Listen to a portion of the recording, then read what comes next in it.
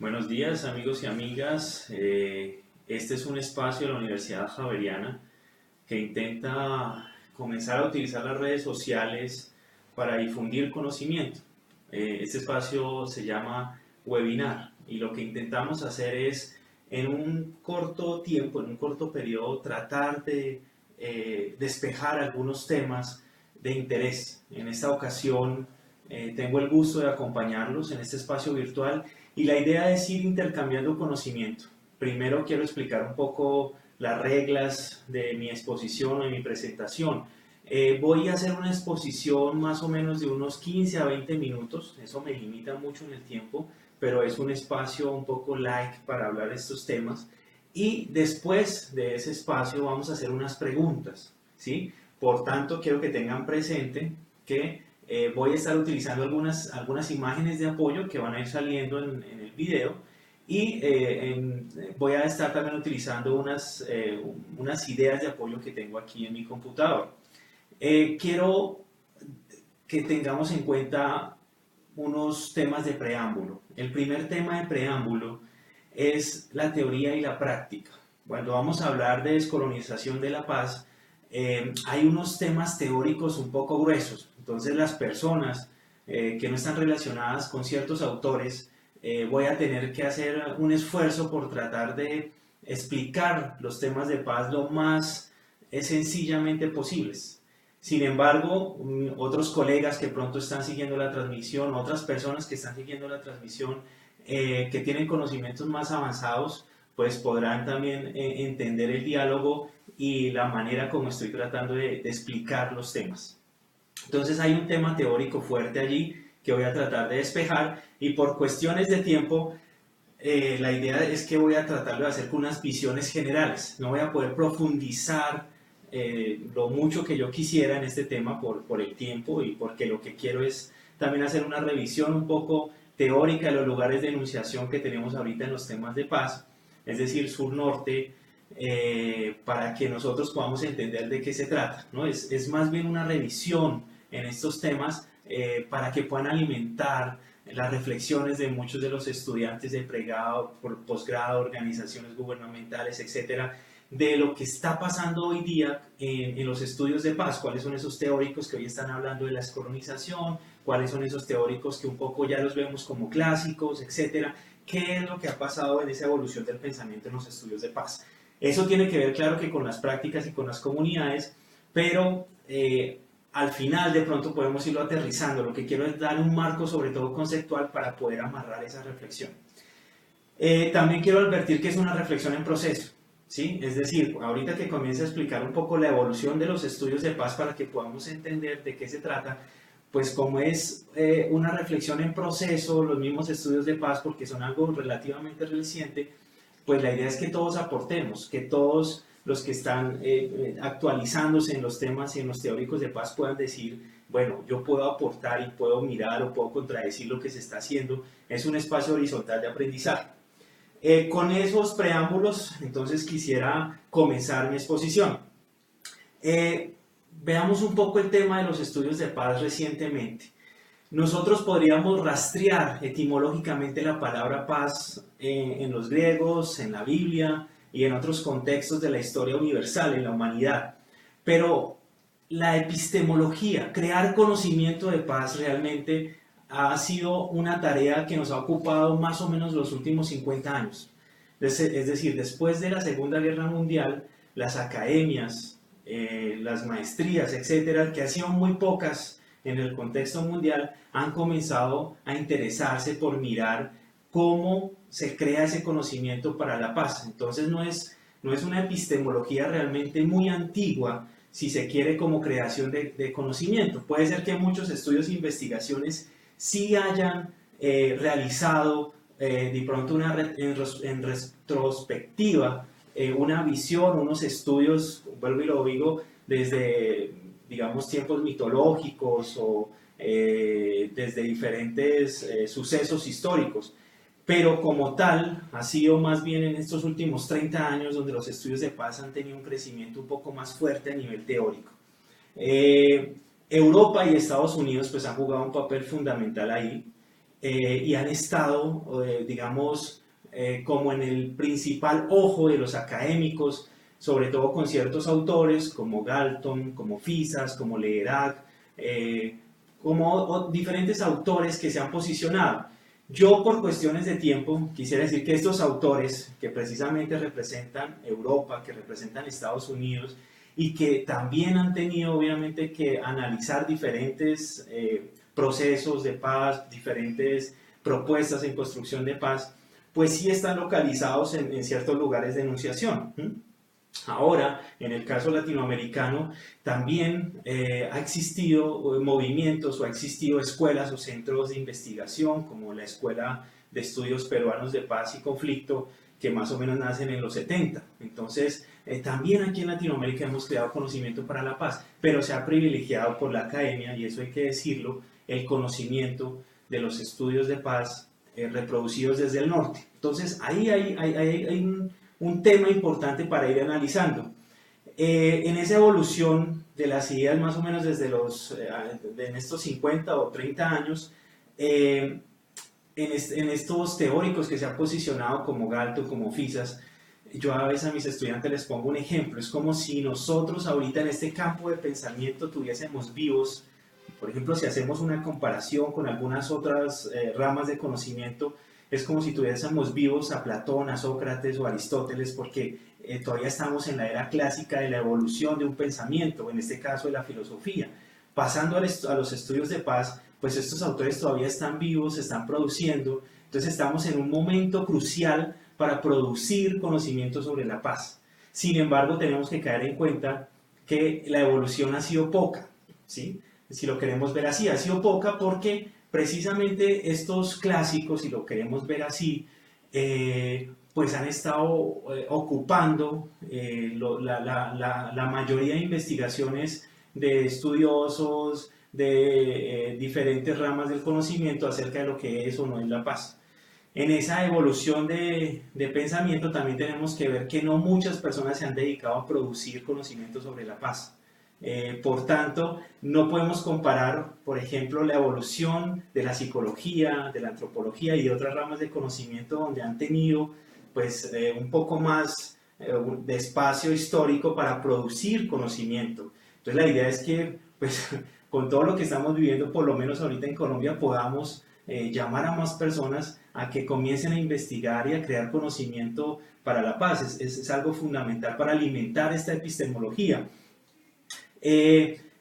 Bueno, quisiera también hablar un poco de la manera como se ha privilegiado precisamente estas ideas de los estudios un poco de teóricos del norte. Si nosotros nos ponemos a ver la mayoría de artículos de investigación, y quiero tomar el caso de Galton, porque es uno de los teóricos más conocidos, los que no lo conocen lo pueden googlear.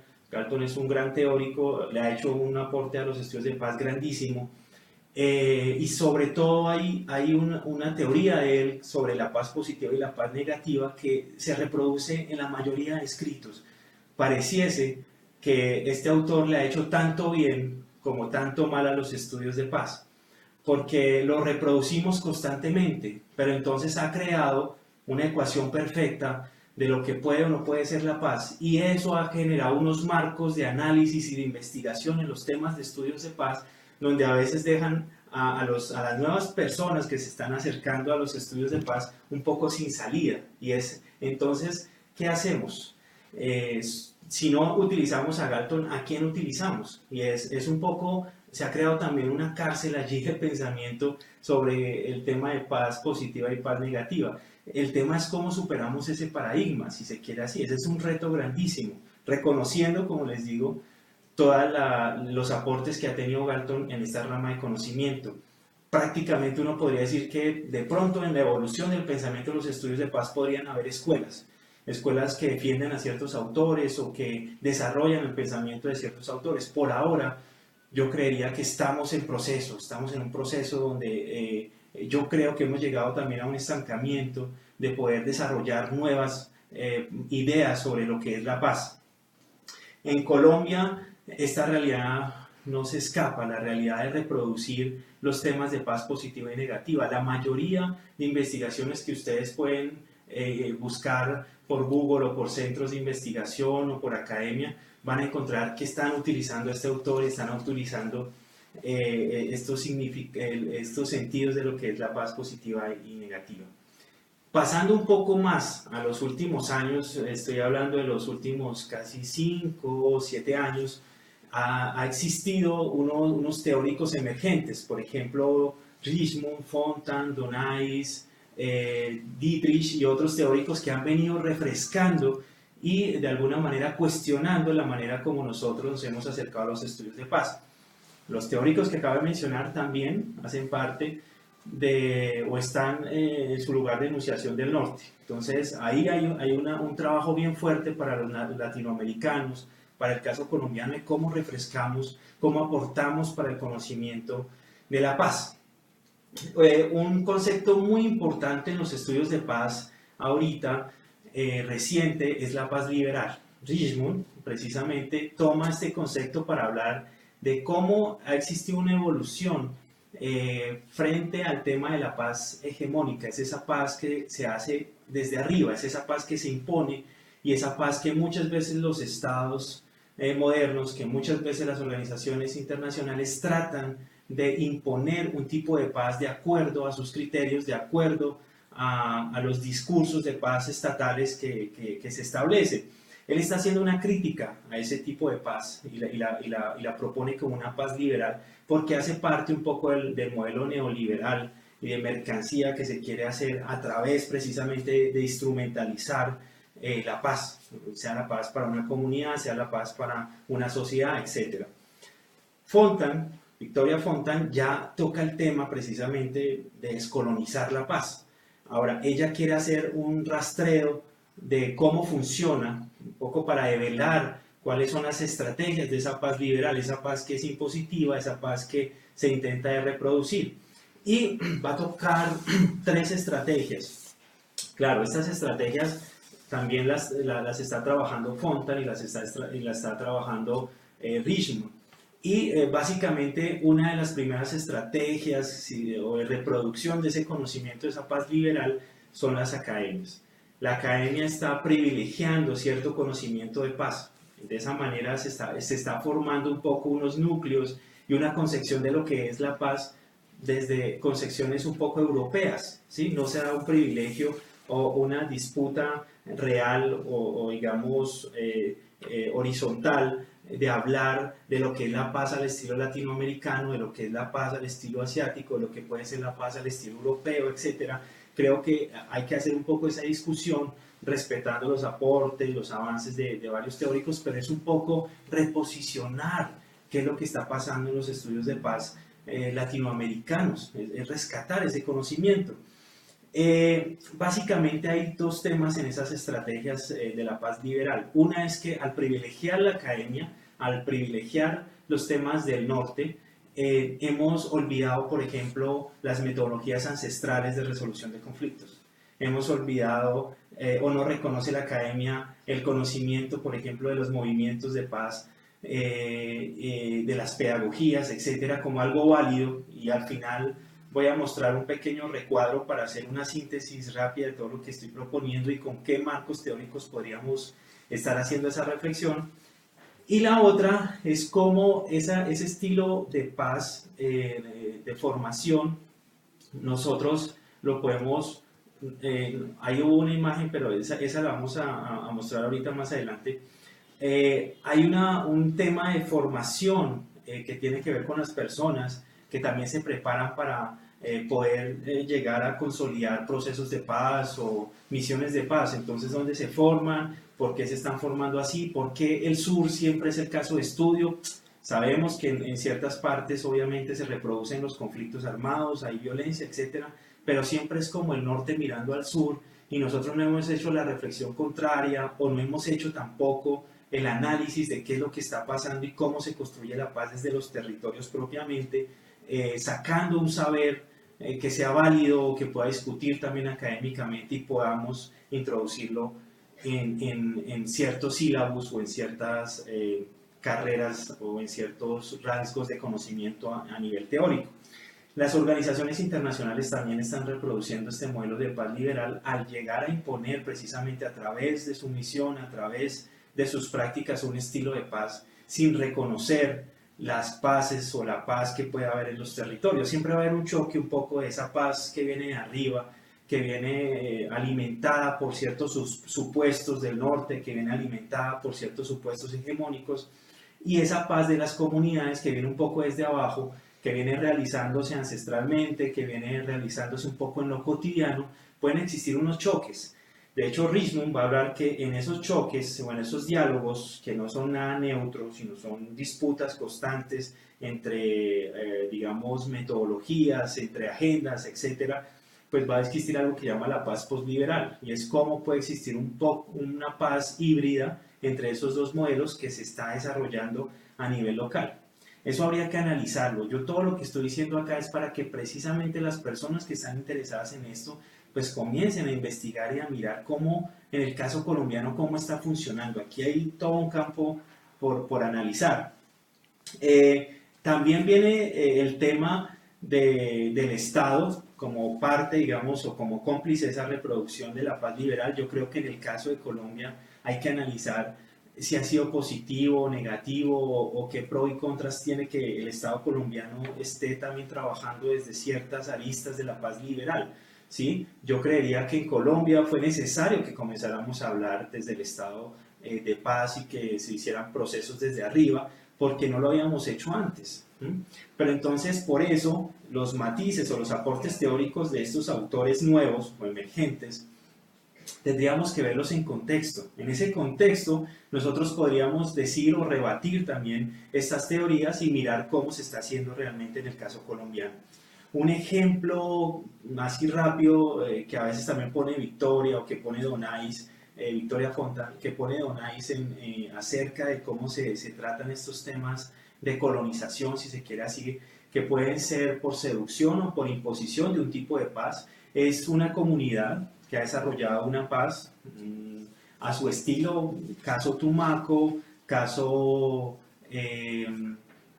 Buenaventura o Montes de María o cualquiera de estas iniciativas de paz de Colombia que hemos tenido, que son iniciativas muy locales, muy pequeñas. Yo no estoy hablando de que en esos territorios exista algún tipo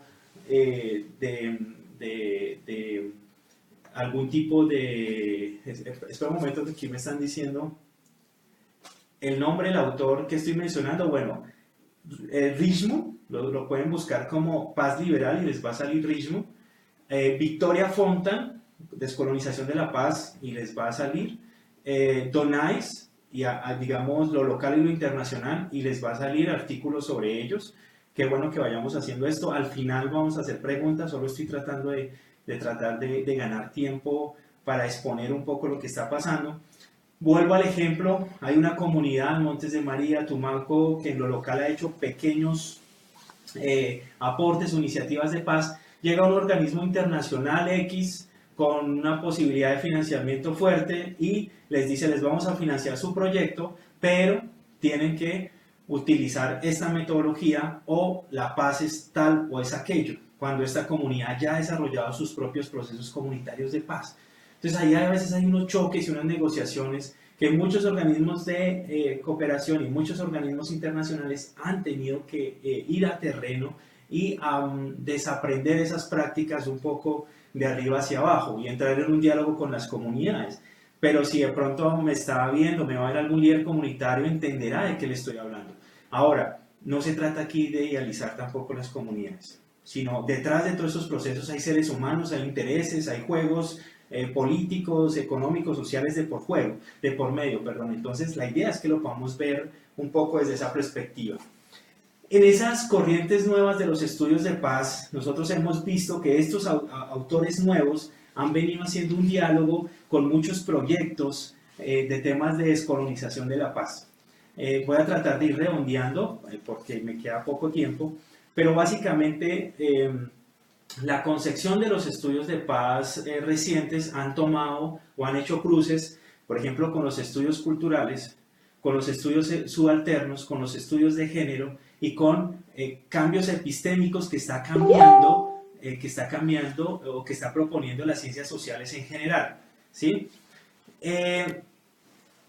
Una manera, una propuesta de cómo podemos nosotros entonces tener ideas sobre la descolonización de la paz es, en el caso colombiano, nosotros tenemos una movilidad por la paz muy antigua. Desde el 79 más o menos existen movimientos por la paz y García Lorán y otros autores, el CINEP, entre otros centros de investigación, han venido le han venido siguiendo la pista a cómo funcionan o cómo se han creado estos movimientos por la paz, estudios muy juiciosos.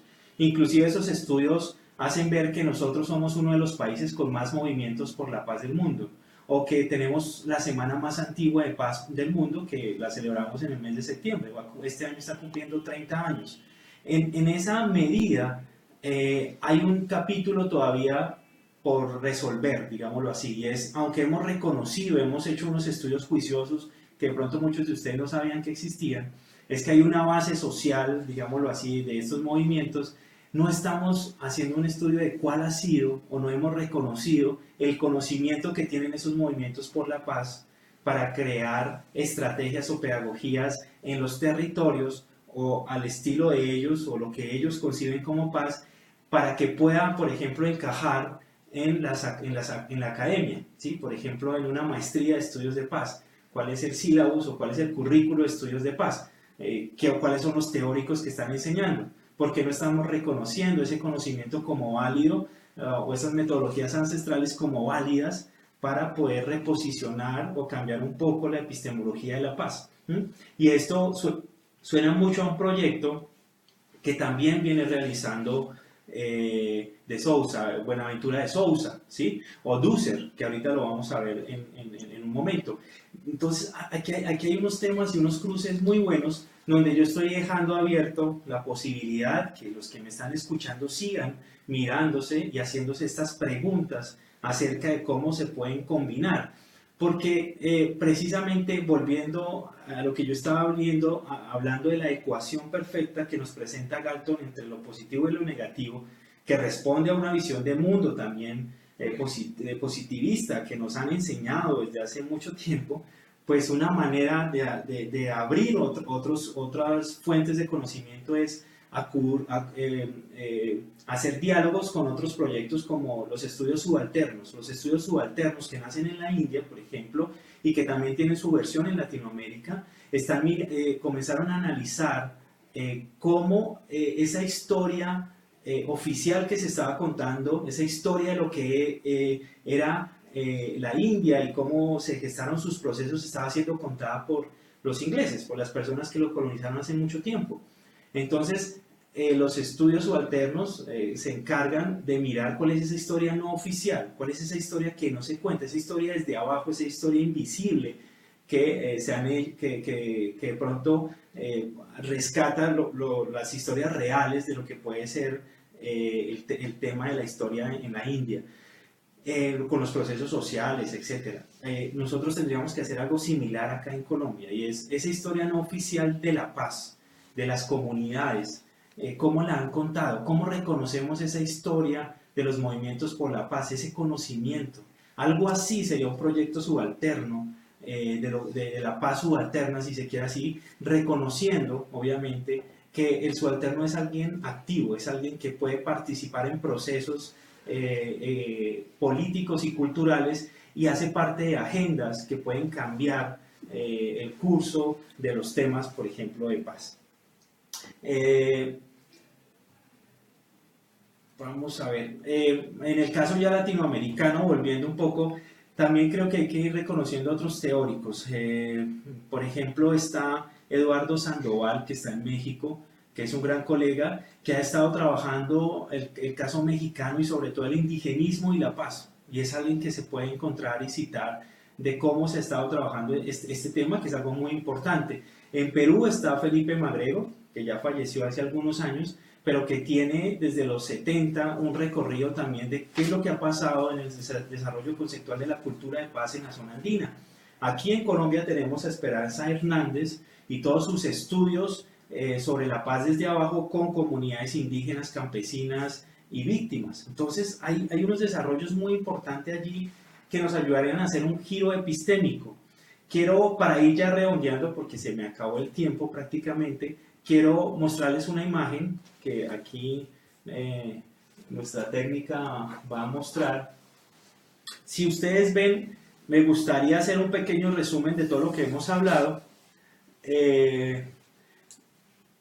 De la encrucijada de los estudios de paz. ¿Por qué la encrucijada? Porque por una parte los estudios de paz hoy día han estado reproduciendo conocimiento. Estoy hablando un poco, aterricémoslo a nivel Colombia, ha estado reproduciendo conocimiento sobre paz. Es decir, hemos estado reproduciendo ideas de teóricos como por ejemplo Galton, pero no hemos salido de esa reproducción.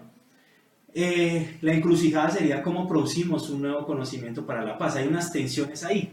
Entonces, quiero dejar estas ideas. Por una parte, está hablando Buenaventura de Sousa, de las epistemologías de Sur, de la justicia cognitiva, y es el conocimiento de las comunidades, cómo esas luchas y esos conocimientos deberían de ser avalados y deberían de ser parte de las discusiones, tener un reconocimiento por parte de la academia, precisamente porque cuando la academia haga ese reconocimiento, nosotros vamos a hacer justicia cognitiva con ellos, es decir, vamos a ser justos con sus luchas, vamos a reconocer sus luchas.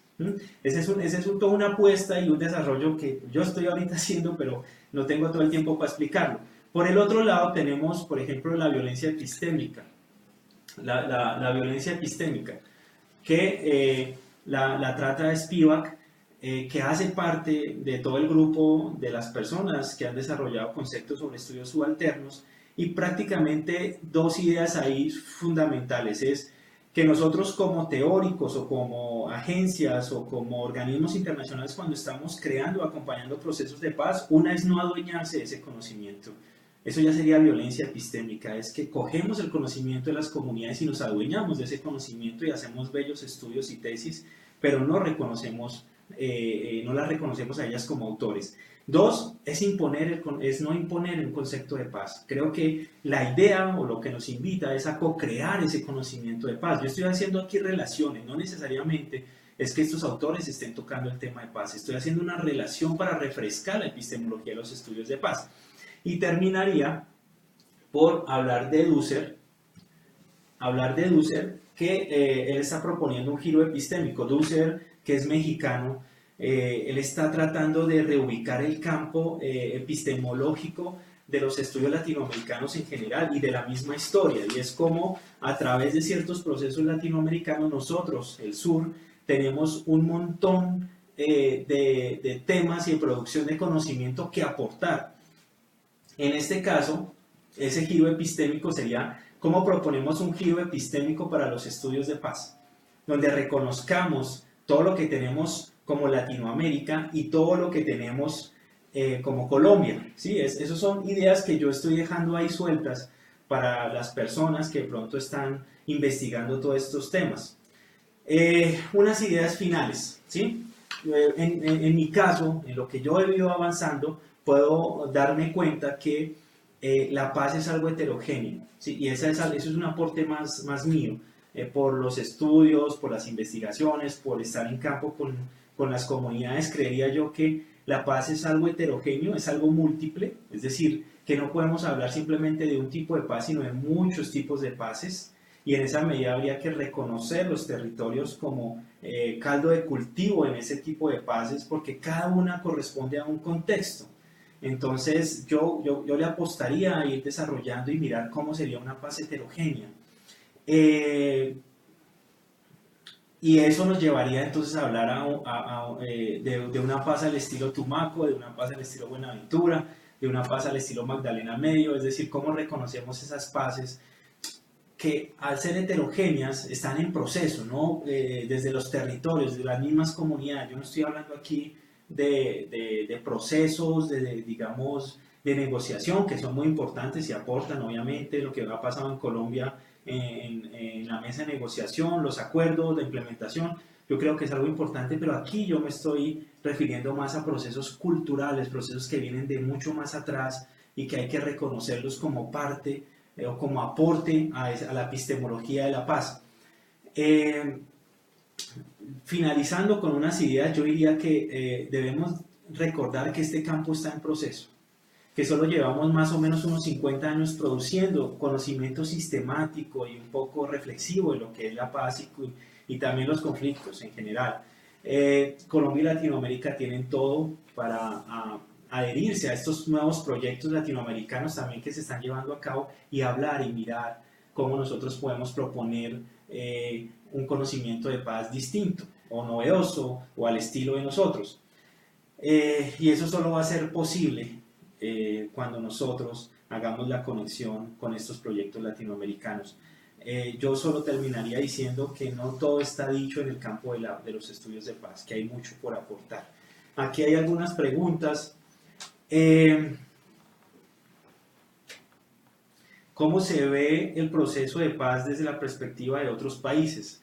Bueno, precisamente este proceso de paz nosotros lo podemos ver desde la parte política, desde una parte de una mesa de negociación, de todo lo que ha pasado, todo lo que se gesta alrededor de una mesa de negociación.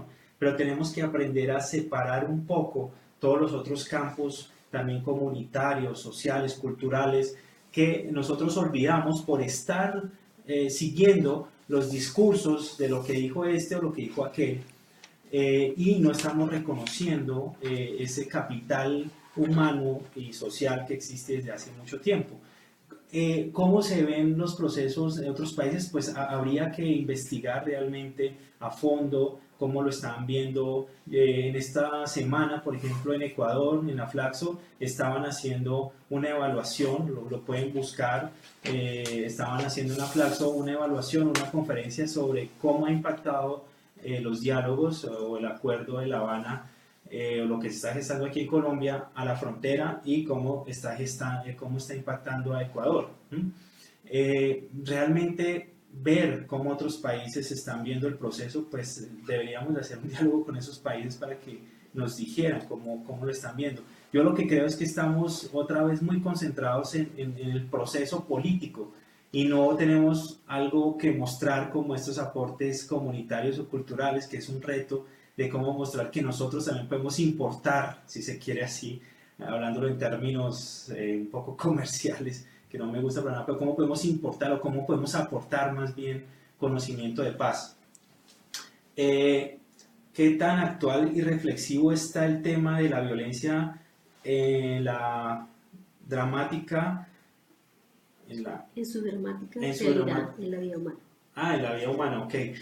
Mira, yo creo que el tema de la violencia, Colombia ha sido de los países que también ha abordado más el tema de la violencia. Generalmente cuando nosotros comenzamos a hablar de paz terminamos hablando más de violencia que de paz. Y es porque Colombia tiene una tradición grandísima de violentólogos, ¿sí? Hablando precisamente de lo que ha pasado en los estudios de paz en Colombia, Colombia se ha enfocado más en los estudios de la violencia. Entonces, la mayoría de estudios que hay a nivel del tema de la violencia han sido o han tenido muy buen aporte de los colombianos. Ahora, con el boom de los acuerdos, pues se reactivaron un montón de temas y hoy día las personas han comenzado a hablar más del tema de la paz, que me parece algo positivo, en la medida en que nosotros podamos ir articulando y viendo y reconociendo que ya hace tiempo hacíamos paz aquí en Colombia y cómo ese estilo de paz pues precisamente nos va a ayudar a entender cómo desterrar la cultura de violencia o las culturas de violencia. Porque el tema precisamente, y con esto voy cerrando esa pregunta, es que la UNESCO en una de sus conferencias mundiales, en uno de sus congresos mundiales, precisamente se hizo esa pregunta a científicos sociales, y es si el hombre es violento por naturaleza o si el hombre lo hace violento el contexto o digámoslo así, la cultura.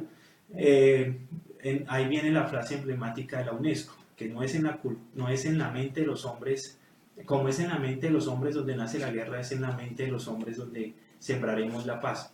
Eso quiere decir que el hombre, según estos científicos sociales, no es violento por naturaleza. No necesariamente somos violentos por naturaleza, y en esa medida pues deberíamos de estar viendo cómo son esos procesos comunitarios que han podido desterrar prácticas violentas, ya sean armadas, que es algo muy difícil, pero también prácticas violentas cotidianas, que es un reto para nosotros, una paz un poco también personal y cotidiana. ¿Hay alguna otra pregunta? Sí, profesor Juan Daniel, María Cárdenas nos pregunta, ¿cómo afecta una paz colonial a las comunidades afro e indígenas? ¿Cuál es la diferencia? Y también quiere saber cuál cambio epistemológico es necesario para que la paz sea una paz social y de múltiples identidades. Bueno, ese tipo de reflexiones creo que ya nos abren el panorama para poder entender lo que está en juego. La pregunta tiene que ver con cómo han sido esos procesos de colonización de la paz, si se quiere liberar en comunidades indígenas y afro. Es lo que yo les decía, los ejemplos que yo le pongo, es cuando no se está reconociendo los aportes ancestrales, por ejemplo, de estas comunidades.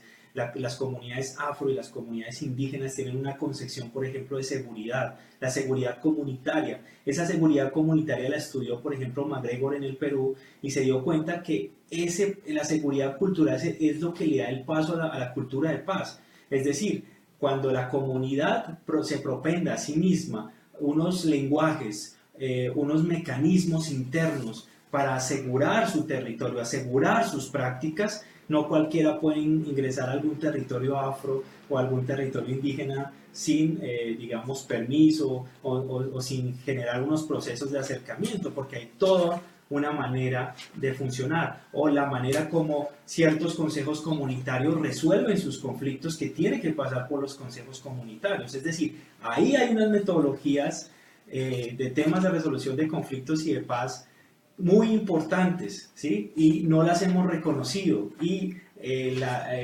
digamos, el gobierno o algunas organizaciones gubernamentales, etcétera, llevan sus propias metodologías, llevan sus propios cursos, imponen sus propias agendas. Ahí es donde se está colonizando, donde no se está reconociendo.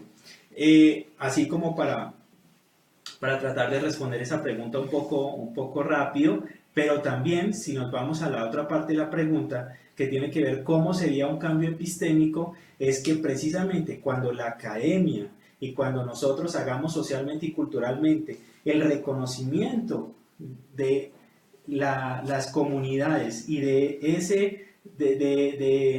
esas prácticas, de esas pedagogías como parte de la academia, como parte de los procesos, nosotros nos vamos a dar cuenta que podemos realizar todos los temas de estudios de paz renovados y reconociendo una multiplicidad. Digamos, un poco para ir cerrando. Quiero finalizar, ya me he despedido más que, pero quiero finalizar invitándolos a ustedes a un curso que estamos realizando en la universidad, que comienza el 31 de julio, que se llama Conciliación en Conflictos y Cultura de Paz. La información la pueden buscar por Google o a través de nuestra página de educación continua. Es un curso que tiene discusiones teóricas en esta rama, también presenta todo el tema de resolución de conflictos, pero la idea es que el 31 de julio se cierran las inscripciones, ya tenemos personas inscritas, los estamos invitando para que ustedes se puedan inscribir. Es un curso que tiene un costo y es un curso que es presencial, entonces revisen la información, sería muy bueno intercambiar conocimiento de esa manera. Bueno, quiero dar unos agradecimientos a Omar, a Diana, a Yair y a todas las personas que nos han acompañado. Los invitamos a estar atentos a nuestro próximo webinar y espero que esta conferencia haya ayudado a que ustedes vayan llenando esos vacíos que existen actualmente en los estudios de paz para dar ese giro epistémico que hoy intentamos abordar. Muchas gracias por acompañarnos.